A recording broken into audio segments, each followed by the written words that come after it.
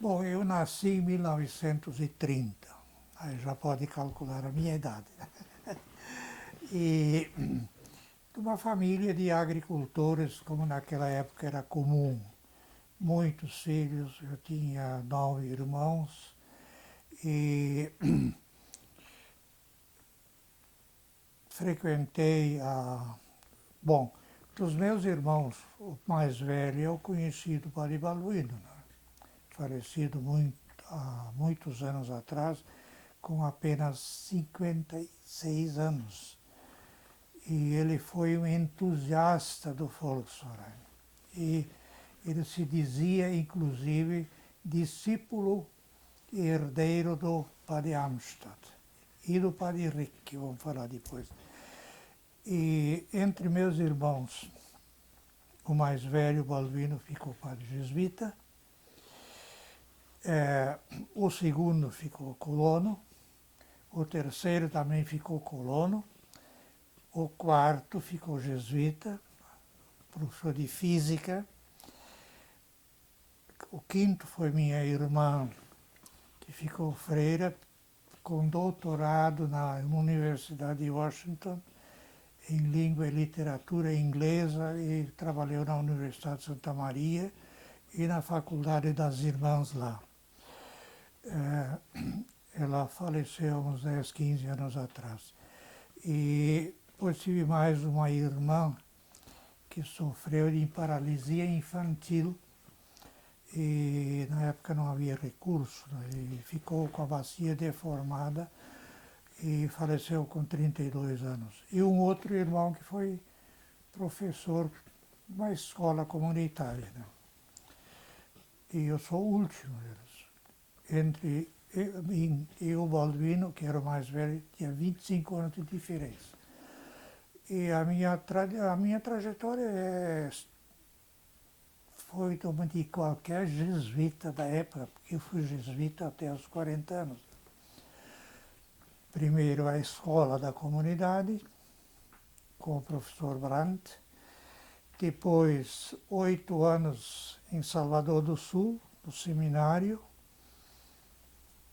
2 anos de noviciado em Parissi, e lá então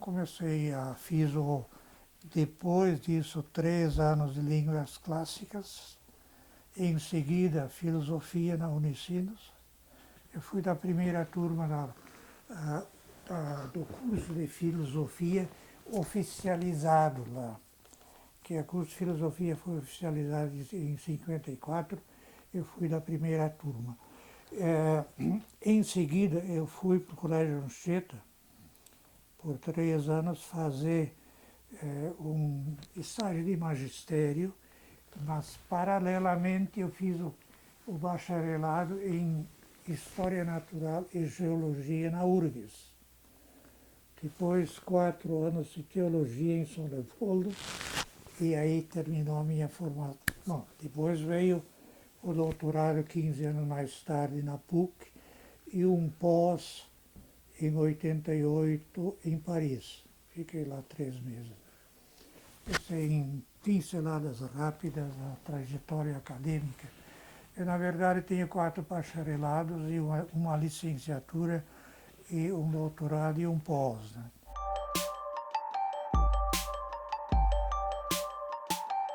Eu comecei a trabalhar na Unicinos, na verdade, lá por 57,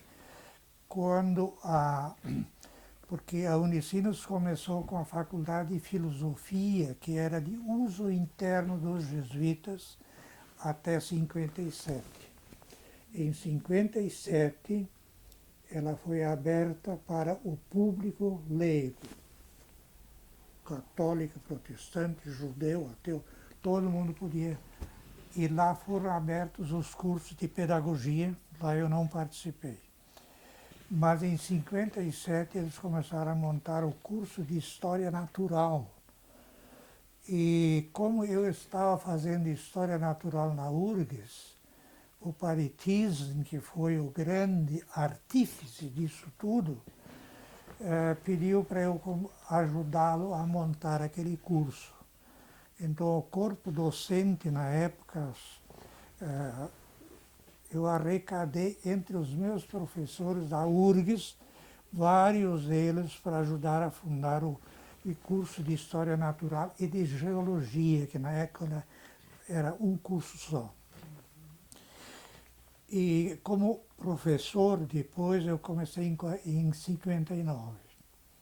Em 59 comecei dando geologia, mineralogia, petrografia e geologia, né, no curso de História Natural. Isso foi até 63. Aí, em 63, foi fundado o curso de História e Ciências Sociais, já existia. Eu trabalhava também naqueles dois cursos. E, ao mesmo tempo, em 60, eu assumi na URGS. Então aquilo começou a tudo começar a parar. E fiz a teologia nesse período. Então é uma maluquice fazer tudo isso de uma vez só, né? Mas deu para fazer. Em 63, quando eu me formei na teologia, eu em setembro fui morar nos antigos prédios lá, a Unicis lá no centro, e lá aconteceu que convidaram o meu diretor, que era o padre Marcos Bach, para participar da Assembleia Criadora da cooperativa da, não, a outra, da Piá. Aí ele me pediu para eu representá-lo lá. Aí eu fui para Nova Petrópolis e lá ficamos conversando uma tarde inteira. O prefeito era o Albano Hansen. E lá naquela ocasião foi decidida a criação da Piá. Não se tinha ainda o modelo, mas a ideia de criar uma cooperativa que pudesse aproveitar as possibilidades daquela região. Depois, então, do resto eu não participei mais, só foi naquela primeira reunião.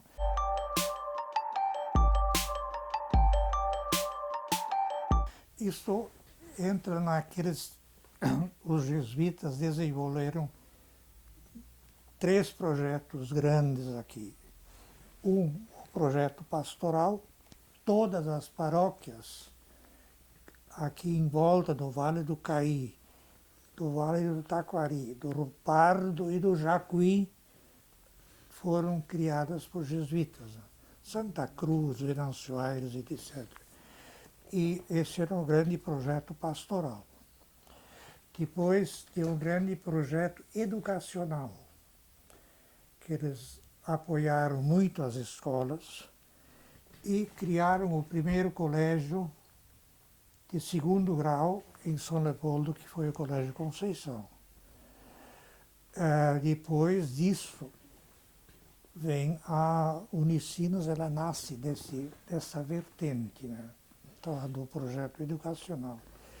E o grande projeto social, que era a promoção humana, o desenvolvimento social, econômico e religioso dessas comunidades rurais, principalmente. E lá nasce a ideia de achar fórmulas. E lá vem aquela história que na Alemanha foi uma tragédia, para nós foi uma bênção.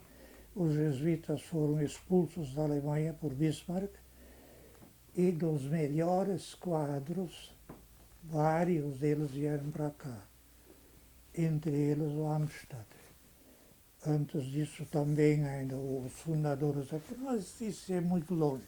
O Amstadt é a figura-chave da formulação de um projeto de desenvolvimento social e humano não confessional, com a possibilidade de participação católicos, protestantes, qualquer confissão, e também italianos, luso-brasileiros, interétnico e interconfessional. Isso foi a grande ideia. Agora, antes de ele lançar essa ideia, ele foi vigário auxiliar de São Sebastião do Caí. E naquela época, São Sebastião do Caí, Nova Petrópolis, era uma capela de São Sebastião do Caí. Ele percorreu toda aquela área até as colônias italianas lá para cima, São José do Pedancino, aquelas colônias. As capelas originais foram fundadas pelos jesuítas e o Amstadt foi um dos primeiros a percorrer essa região toda. E aí ele, com a cabeça sempre funcionando, com a ideia do associativismo em atividade na Europa, principalmente Alemanha, Suíça e Áustria, ele foi bolando um projeto para essa região toda, para a colonização em geral.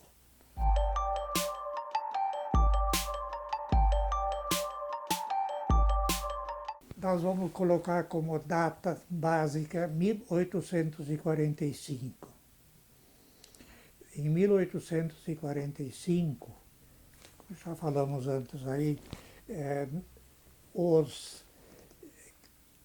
tecelões falidos de Rochdale, uma pequena cidadezinha do interior da Inglaterra, criaram a primeira cooperativa para se sustentarem. Eles não tinham nada.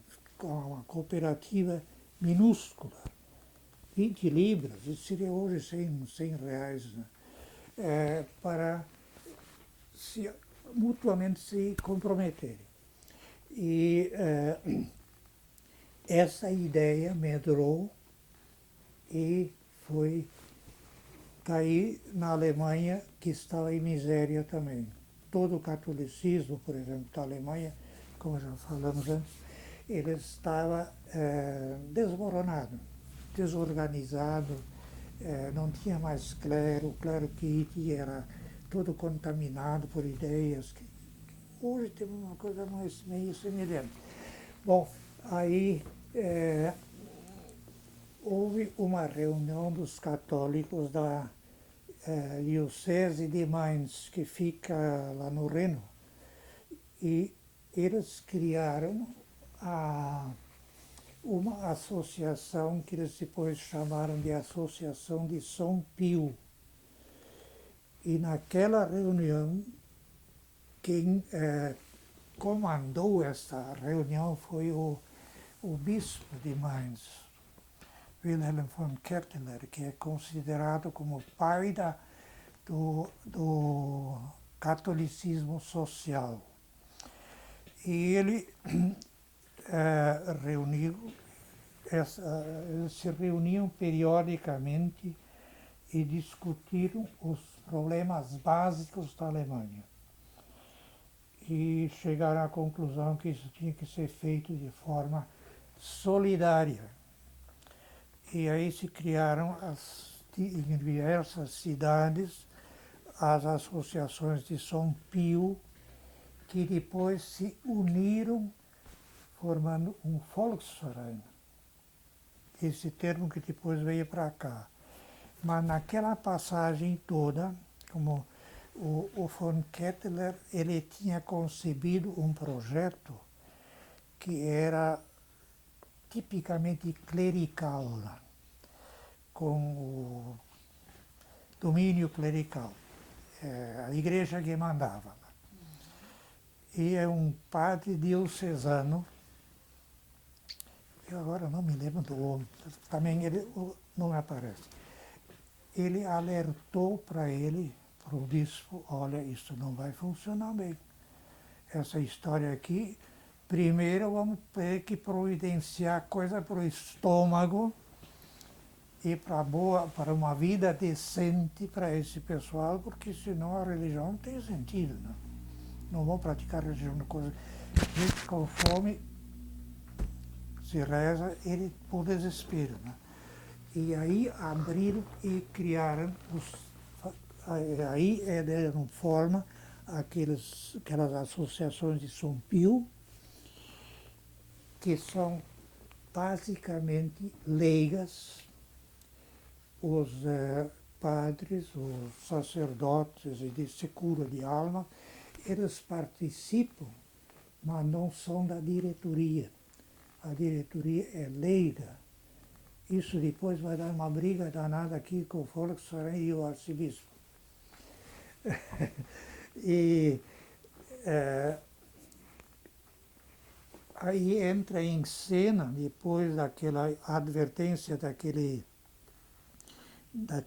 padre que cuidava da juventude, que tinha que criar associações, nós chamamos de cooperativas, que estivessem sob o comando de leigos e que tivessem como propósito o bem-estar da pessoa humana, física e psicológica e, consequentemente, também religiosa, né?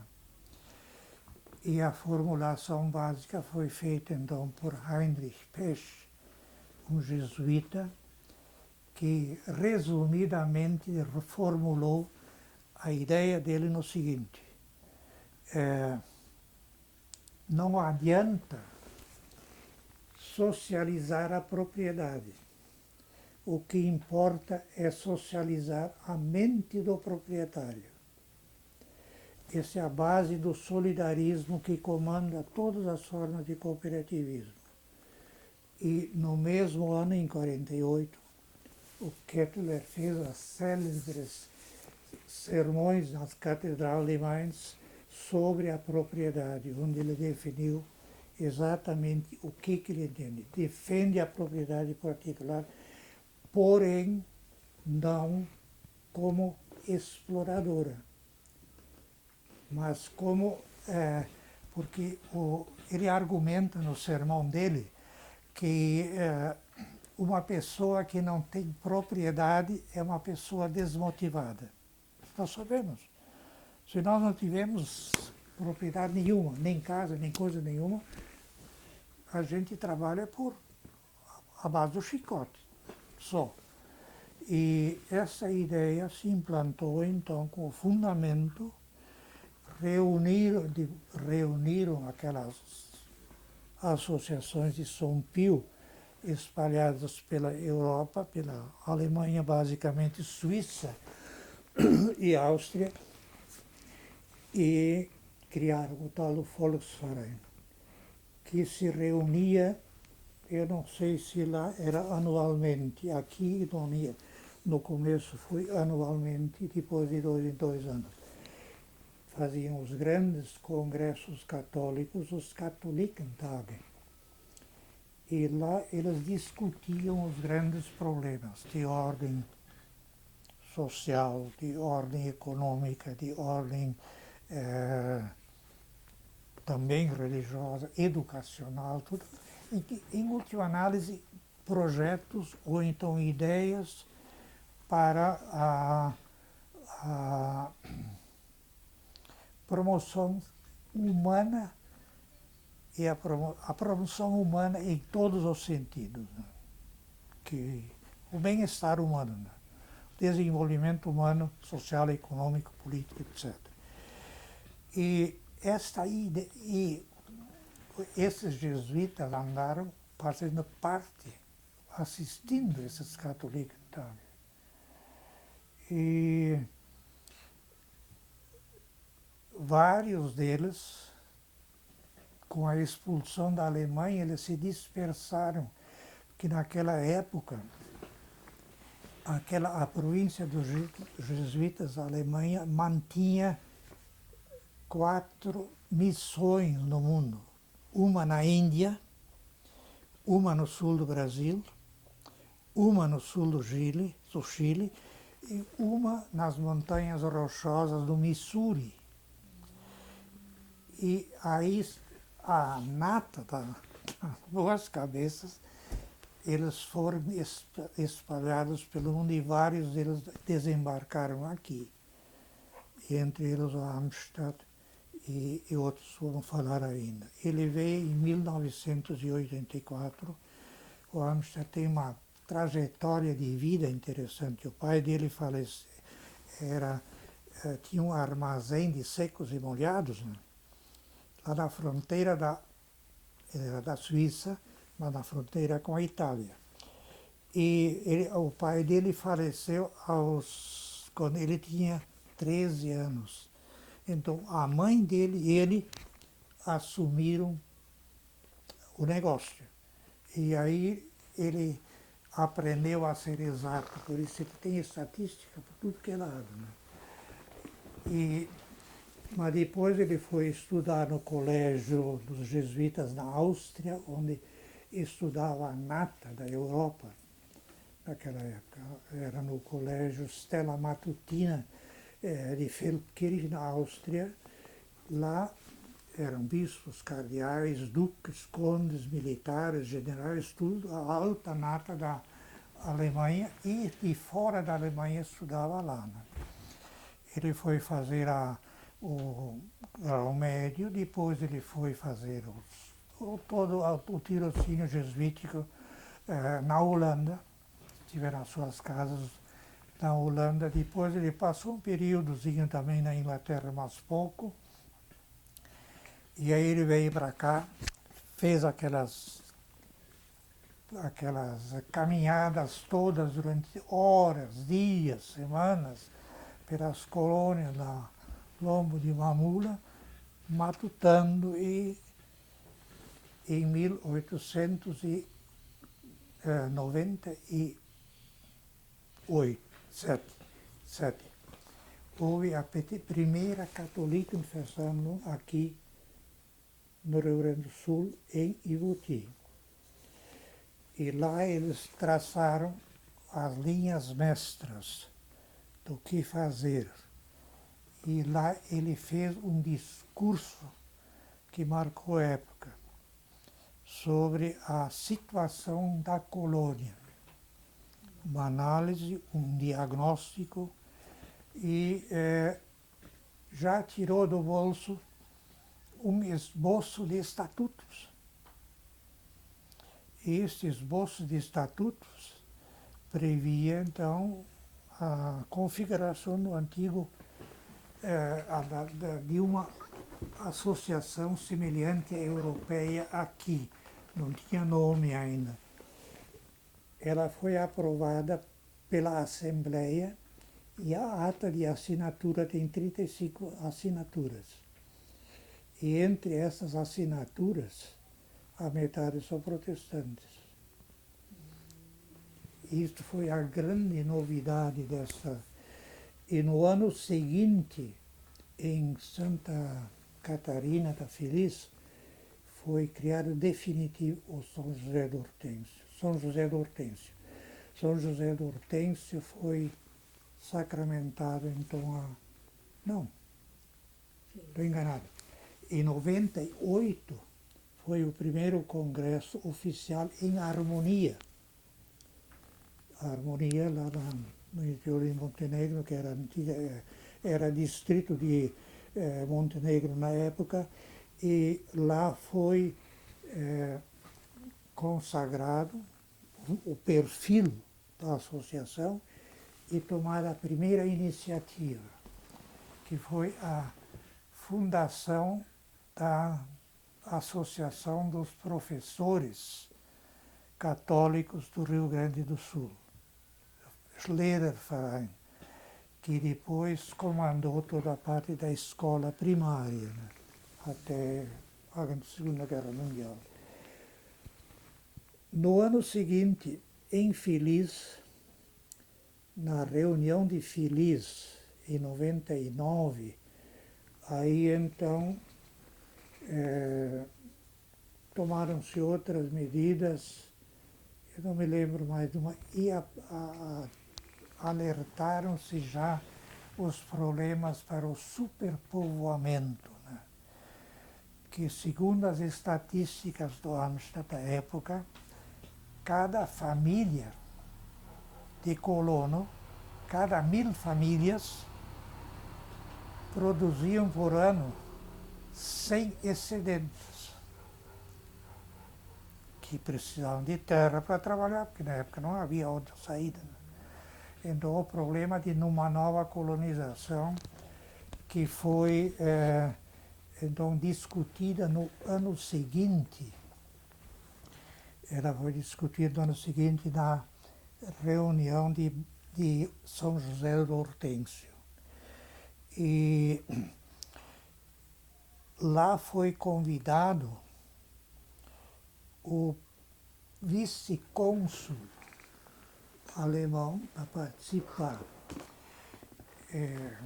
tal de Wolfgang Hofmann.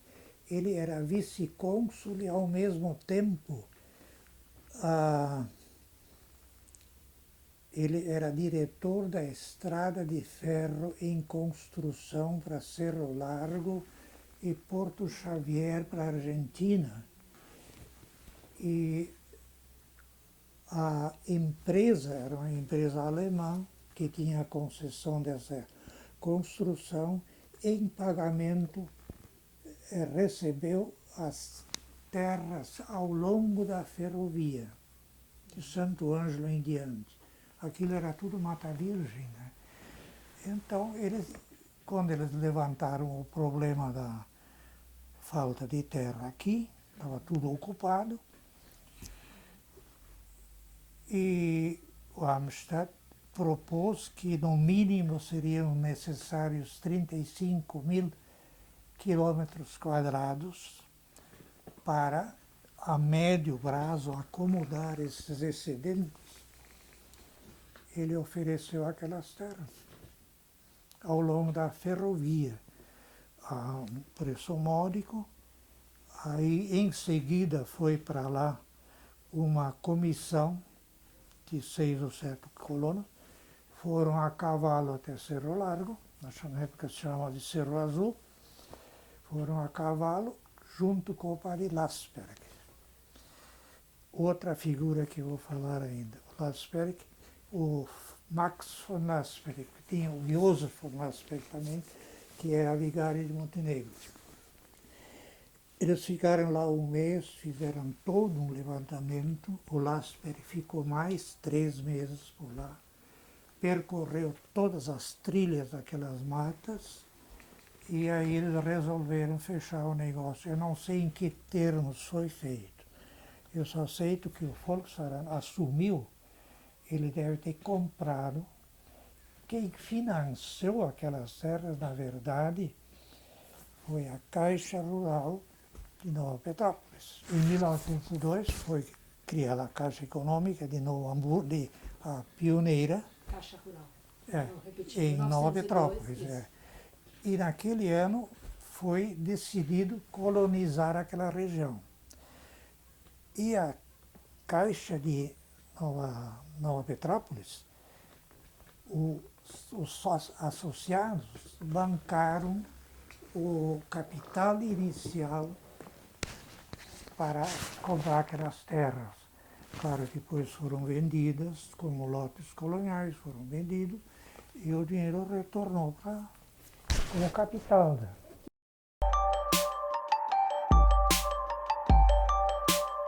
Volkswagen não existia, né? É Powerverein.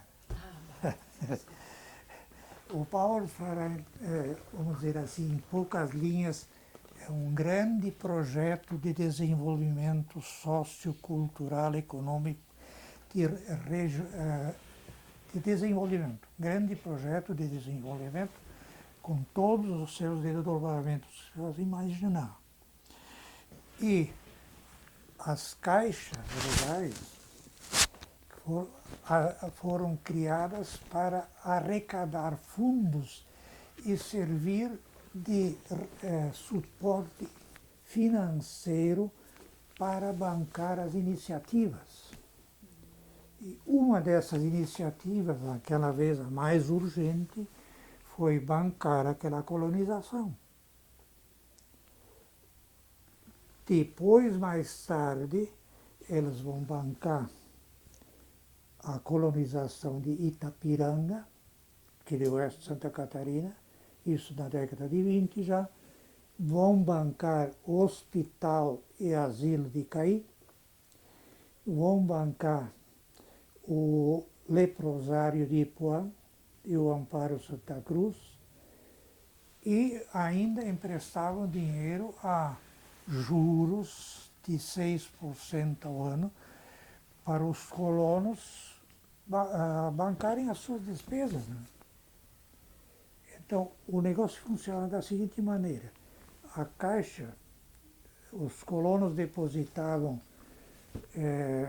uma certa quantia lá, que sobrava, para não gastar à toa, colocavam na Caixa, recebiam 5% de juros por ano. O colono queria comprar uma junta de bois, não tinha dinheiro, ia lá pegar o dinheiro, pagava 6% ao ano de juro pelo empréstimo. Esse 1% de diferença bancava a manutenção. Era esse o esquema fundamental dessas caixas rurais. Né?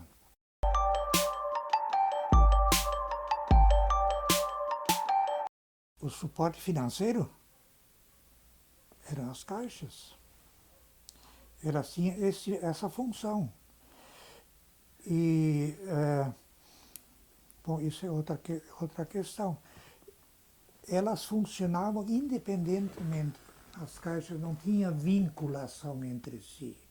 A de Nova Petrópolis e de Bom Princípio, por exemplo, elas não tinham vinculação. E lá entra quando o padre Rick assumiu, o padre Amstad se acidentou, ficou preso numa cadeira de rodas, o padre Rick assumiu o Volksverein já naquela época. É começo de 1920, 22, 23. Ele reuniu as caixas, na época acho que eram 35, numa central em Porto Alegre. Aí o Poder de Fogo ficou muito melhor porque reuniram todo o potencial em Porto Alegre numa central. Voltando agora para trás, o Bauernverein, que foi essa associação criada pelos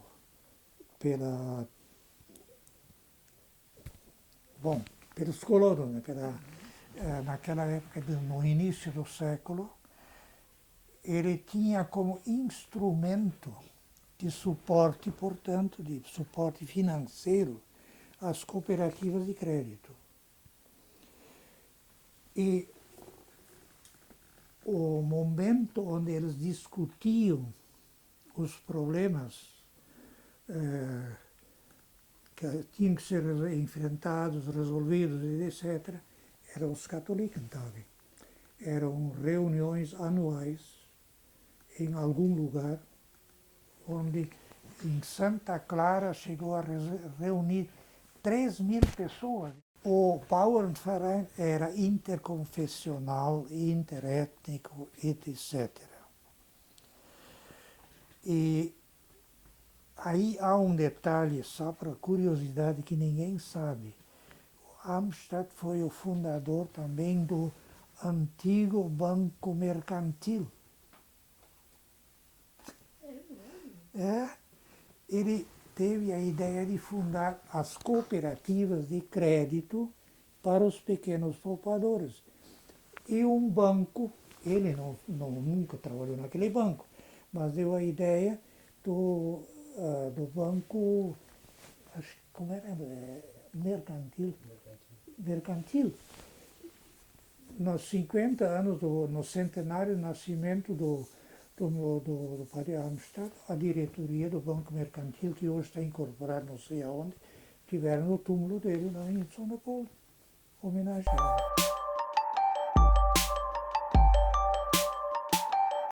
Essa história da interconfessionalidade, o Bauernverein, ele foi meio que assaltado, dominado pelos imigrantes alemães de Porto Alegre. Comerciantes se meteram, todo mundo queria participar. E eles tomaram meio que conta. E em 1909, em Taquara, na reunião, transformaram o Bauernverein em sindicato. E aí ele está descaracterizado. Aí os pastores protestantes que participavam, os italianos, Amsterdã, Cassou, tudo se retirou, cada um foi para o seu canto. Os italianos criaram os comitati. A Santa Clara, por exemplo, é uma cooperativa que nasceu naquela época, né? E não a Languiru, mas a antiga CCGL, uma das cooperativas mais antigas não de crédito. Né? E os brasileiros não se tinham muito interessado, os italianos criaram os comitati. E os protestantes criaram a Liga das Uniões Coloniais, mas com uma finalidade mais específica de resolver o problema de colonização, de localização de novas fronteiras de colônia. É Panambi, lá para cima, aquela região. E o Amsterdã, com Rick Moorman, o jornalista Hugo Metzler e outros leigos da época, acho que Luiz Englert e mais outros, eles fundaram em 1912, fizeram um Katholikentag em Venâncio Aires e lá fundaram o Volksverein, que daqui para frente vai ser confessional e étnico. O Volksverein für die deutschen Katholiken in Rio Grande do Sul, bem específico, né? Mas continuando a sua maneira de ser uma organização leiga. Nunca os padres que participaram lá eram, o padre Amsterdã, por exemplo, ele era o secretário itinerante. Ele percorria todas as colônias por aí para incentivar a participação, aquela coisa toda. Tava também assistência religiosa. Ele conseguiu fazer 80 mil quilômetros ao lombo de mula, né? Em questão de 12 anos. É muito. Um outro padre jesuíta, só para interromper, o padre Johannes Hahn, que é outra dessas figuras, ele fez 200 mil quilômetros a cavalo. É incrível como esse pessoal, eles realmente perseguiam uma missão. Eles não mediam sacrifício. Podia chamar às 2 da madrugada para acender um doente a 20 quilômetros, mandava encilhar a mula e lá ele ia. Né? E essa questão no mesmo ano em que foi fundado o Volksverein, foi nomeado arcebispo de Porto Alegre, Dom João Becker. Dom João Becker, em bons termos, era um tirano, era um imperador. Né? E ele, o tempo inteiro, foi cutucando que o Volksverein tinha que estar submetido à cúria. Né? E a turma não cedeu. Ele não conseguiu. Eu sei que ele teve séria, o meu irmão, o Baldino, que a partir de 1930 e pouco, ele participava de todos os católicos, então, era uma das áreas, ele era cientista, mas os tempos livres dedicava àquilo. Né? Ele foi o redator do Paulusblatt, de 1947 a 60, quando ele faleceu, e Eu sei que ele teve sérios desencontros com o Dom João Becker. Quando ele, no diário dele, só por curiosidade, no diário do Balduino, que ele escreveu no dia do velório do Dom João Becker, ele escreveu uma carta a Deus, pedindo desculpa, que ele não iria ao velório do teu arcebispo, falando com Deus, porque seria pura hipocrisia. Mas ele não conseguiu, até que em 1961, numa dessas, um católico, então, depois da guerra aquilo não funcionou mais muito bem. Lá fizeram uma assembleia, acho que foi em Bom Princípio, e aí o Dom Vicente impôs. E aí termina a Volkswagen. Aí ele se torna um apêndice da Cúria, né? Impôs um assistente eclesiástico, impôs que controlava tudo. Então a história do Volkswagen em poucas linhas é esta. Agora, as obras do Volkswagen, a principal obra mais espetacular, vamos dizer assim, foi a colonização do oeste de Santa Catarina, que naquela época tinha duas grandes colonizações lá, que eram tocadas pelo pastor protestante von Faulhaber, que também tinha fundado Panambi. Ele estava lá colonizando todo o oeste de Santa Catarina dentro daquela organização como é? Da União da Sociedade, agora me lembro, daquela que falei antes, daquela organização protestante para a colonização. Eles tinham adquirido terras lá também da posse de uma ferrovia planejada na época, que tipo, não sei, de Florianópolis até a fronteira da Argentina, né? Uma transversal. E o Faulhaber conseguiu a concessão daquelas terras, que hoje basicamente é a região de Mondaí, e Itapiranga, São João do Oeste e Tunápolis, aquele canto lá no oeste. E como ele não tinha pretendentes suficientes para todo aquele território, ele ofereceu o Volkswagen. Em 1926, fecharam o negócio. Eu acho que eu tenho que reproduzir naquele livro, inclusive, a ata com as assinaturas. E lá, quem assinou pelo Volkswagen foi o Padre Rick. Agora, quem realmente foi o primeiro a pisar lá dentro para ver o território foi o padre Max von Lassberg. Oba, ele, ele rezou a primeira missa dele lá, no meio de um laranjal,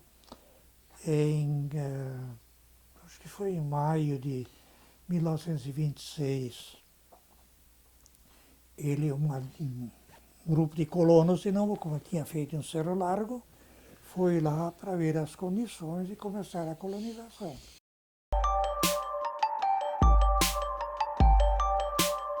São remanescentes, mas muitas delas deturpadas, né? Porque que essa trajetória da inserção do imigrante na nacionalidade brasileira e, paralelamente agora, com os meios de comunicação, qualquer colono perdido lá na mata, se tem ainda, lá no último recanto de um vale, ele tem um telefone. Então, aí é uma revolução cultural completa. Hoje não tem mais colono. Hoje tem agricultor. Não tem mais colono também mentalmente. Todos são urbanizados, né? Então todo esse fenômeno mexeu nessa coisa toda. Hoje, por exemplo, eu me lembro, isso foi em 1900 e...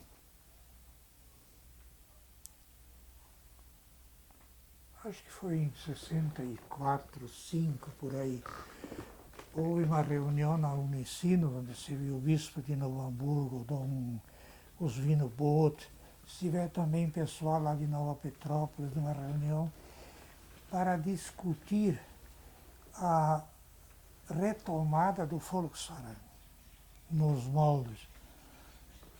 Eu disse para elas, vocês me desculpem, não vai dar certo, porque a mentalidade mudou de tal maneira que um tipo desse de uma associação de alcance regional, muito menos ainda estadual ou nacional, não funciona.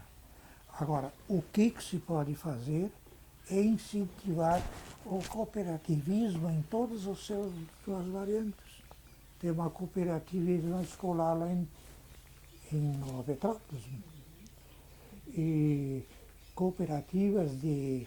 Agora, essas grandes cooperativas, a PIA não sei, mas essas grandes cooperativas de trigo, etc., aquilo em grande parte são SAs tapeadas, né? São cooperativas no registro oficial para terem as benesses do cooperativismo, na verdade, funcionam como empresas de capital aberto. Né?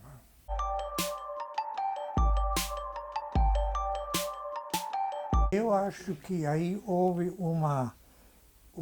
um desenvolvimento sem quebra de perfil. Houve as acomodações, porque a história corre ao longo de dois fios. Um é um fio perene e o transitório. Né? E o transitório muda e o perene não muda. Eu acho que a ideia, o perene dessa história do cooperativismo permanece. Pelo que eu pude perceber no Sicredi. E ele é hoje tomado como uma das alternativas para contrabalançar os grandes bancos. Eu escutei esses tempos de passagem, acho que foi o ministro da Economia que falou nisso aí, ou ao menos um assessor dele, que o sistema o sistema de cooperação, ele não falou em Sicredi, mas esse modelo, essa ideia, ela é um meio termo. O padre Gundlach, que é um dos teóricos do cooperativismo, ein Weg des Mittels, o Mittelweg, é um caminho intermédio, uma terceira via. Né? Eu estive no norte da Itália, na região do Tirol do Sul, que hoje pertence à Itália, a região de Bolzano, Bozen, Brixen, que hoje é Bressanone, e aquela região toda que eles produzem basicamente frutas e uvas. Né? Naquela região toda, tu entra na cidade, Banca Raiffeisen. Eles usam o termo Banca Raiffeisen. Lá tem uma agência do Banco Central da Itália, uma agência e pronto. Outros bancos não têm. Quem comanda lá é o cooperativismo das caixas, do tipo Sicredi. Eles chamam esse Banca Raiffeisen. Em tudo eu tenho fotografias aí que tirei das fachadas dos bancos. Isso no norte da Itália, todo o norte da Itália.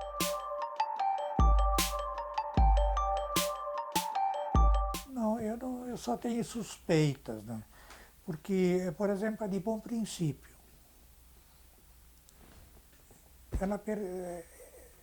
ela morreu, não sei porquê. Eu acho que não tinha mais... Lá quem mandavam eram os Scherer. Né? Meu irmão foi um tempo gerente dessa cooperativa na década de 50. Em parte porque os bancos foram tomando conta, as mentes se urbanizaram, E quando vai dentro daquele contexto que muita coisa ficou para trás, devido a esse processo de uma lógica histórica que vai descartando e fica às vezes até o principal, bom, o principal nunca, mas essa pioneira de Nova Petrópolis ficou, é única, acho que é da sobra. Eu não sei se tem outra. Porque quem fazia a competição em termos de poder de fogo era de Nova Petrópolis, de Santa Cruz e de Cerro Largo. Essas três eram os três modelos de cooperativa que depois integraram a central de Porto Alegre, que também ela foi desmontada. Eu não tenho uma ideia clara de como é que o Sicredi é que agregou isso depois.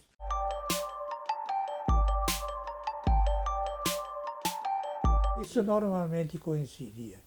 Isso eram lideranças locais que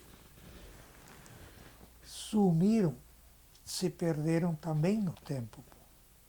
Quem é que mandava numa comunidade dessas antigas? Era o professor e o padre, né? Hoje o padre reza a missa e olha lá. Ele não tem mais, ele não é mais o líder que dá o rumo. O professor comunitário nas capelas, ele era o líder. O que o professor dizia era lei. Então, o negociante era um líder natural. O presidente de uma sociedade de canto era da liderança. E todas essas funções hoje foram subsumidas. Elas se perderam no correr da história com toda essa urbanização das mentes. Não é só a urbanização física, essa urbanização física é algo geográfico. A organização comunitária é algo consistente. Só um exemplo. Quando meu pai faleceu, isso fazem 70 anos agora, isso foi em julho. Nós ficamos no hospital durante 2 semanas. Quando nós voltamos para casa depois do falecimento dele, a nossa roça estava lavrada. A rapaziada da vizinhança se juntou e foi lavrar a roça. Eu ajudei a carregar um doente às 2 da madrugada, naqueles morros lá, numa maca improvisada, para o hospital. Tinha tido um infarto em casa, um vizinho. Quando acontecia uma coisa dessas, as pendengas, o desentendimento, tudo desaparecia. Né? Eles tinham consciência do comprometimento mútuo. Não? E esse comprometimento mútuo, ele sumiu. Com a urbanização das mentes, também se urbanizou, simplesmente apagou muita coisa disso aí. Hoje não existe mais vizinhança nem parentesco. O vizinho, no máximo, é um acidente geográfico ou até uma fatalidade geográfica, e o parente é um acidente biológico.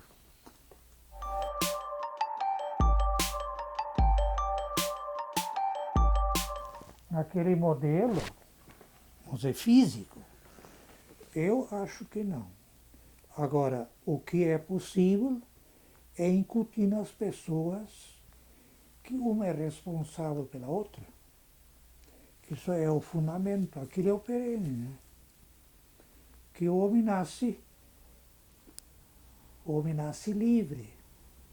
O homem nasce e cresce com a capacidade de distinguir o certo do errado, mas também nasce com a liberdade de seguir a consciência do certo ou optar pelo errado. Né?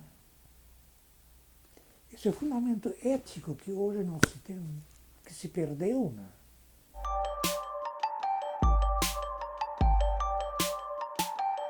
Uma cooperativa escolar, eu acho que é perfeitamente viável, onde se usam os critérios da responsabilidade do comprometimento mútuo, onde os alunos têm que ter as suas obrigações, onde os professores têm as suas obrigações e os seus direitos, e aquilo se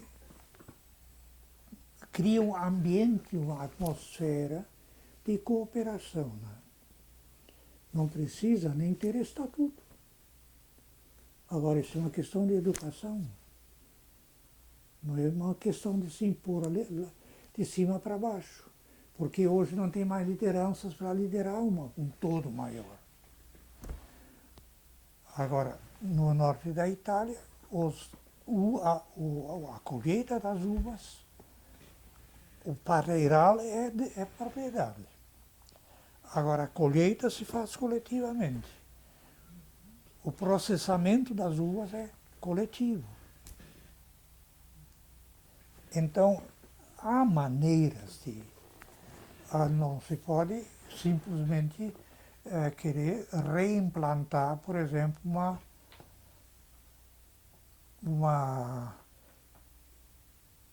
vamos dizer, Nova Petrópolis se reúne ou fazer uma comunidade escolar das escolas. Não vai funcionar. Porque, em primeiro lugar, não tem mais liderança que pensa assim. Né? Em segundo lugar, tem que reeducar as mentes. Então, o grande problema de hoje está em dois pontos. Educar as crianças e reeducar os adultos.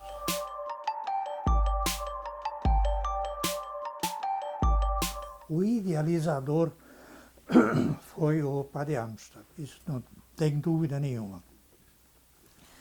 Agora, os grandes pioneiros junto a ele foi o padre Max von Lassberg.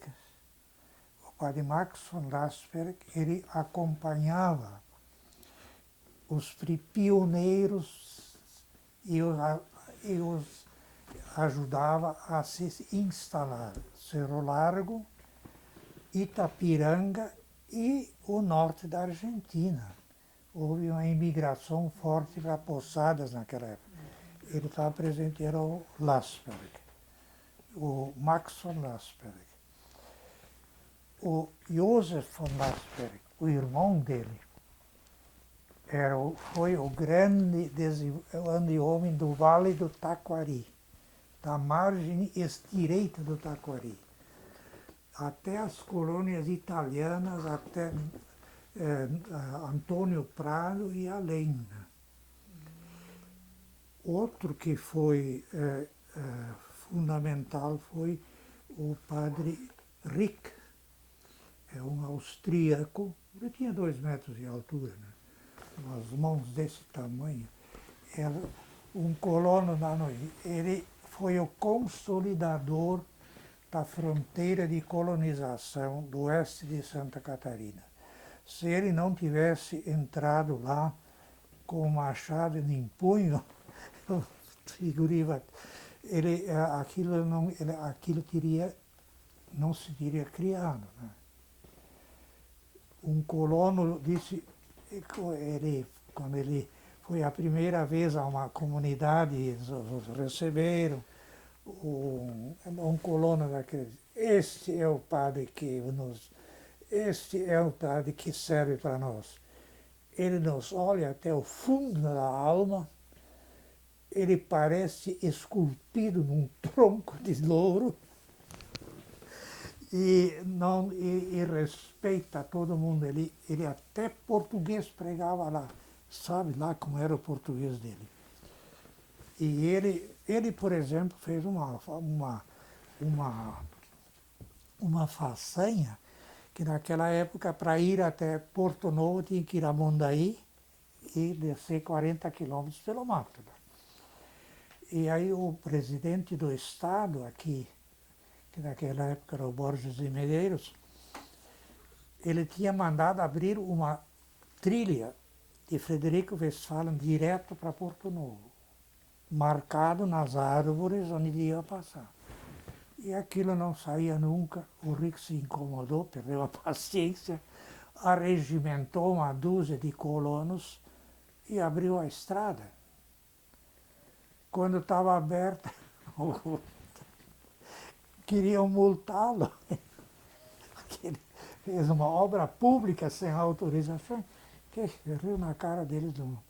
E esse homem ele era realmente, ele abria o caminho e a limpeza ficava para os outros. E com isso ele consolidou aquela colonização de lá. Eles, inclusive, depois eles levaram os restos mortais dele lá de Salvador, ele faleceu em Salvador do Sul, e tem um monumento lá em Itapiranga. O outro que colaborou muito foi o padre Franz Murmann. O Murmann foi vigário um tempo em Dois Irmãos, depois foi vigário em Tupandi. Ele atendia mais as paróquias. E outra figura que te falei antes era o padre Blaise. O padre Blaise era uma figura, né? Ele diziam que ele andava sempre com 3 mercadorias no alforje do cavalo. As piadas dele, o bom humor, os chás para curar qualquer doença e o compromisso com os colonos. Falei para ela antes, ele fez naquela época, Nova Petrópolis, a paróquia de Nova Petrópolis tinha jurisdição até Vacaria, né? Ele foi a cavalo até Vacaria visitar o pessoal por lá. O Josef von Lasperek, esse irmão do Max, ele viajava todos os anos, fazia a volta de Lajeado até Ipê, Vila Ipê, que fica além de Antônio Prado, e voltava, levava meses. Eles faziam o trabalho de consolidação, de retaguarda. Os 3 grandes homens do Volksverein, realmente as figuras, Amstad, Rick e Lasperek. 3 personagens completamente diferentes. O Amstad minucioso, estatística, não podia falar de uma vírgula. E o Rick não dava bola a coisa nenhuma. Derrubava mato e mandava outro plantar. E o Lasperek era o pastor, o homem que cuidava da organização religiosa, etc, etc. E o resto era todo um time de retaguarda.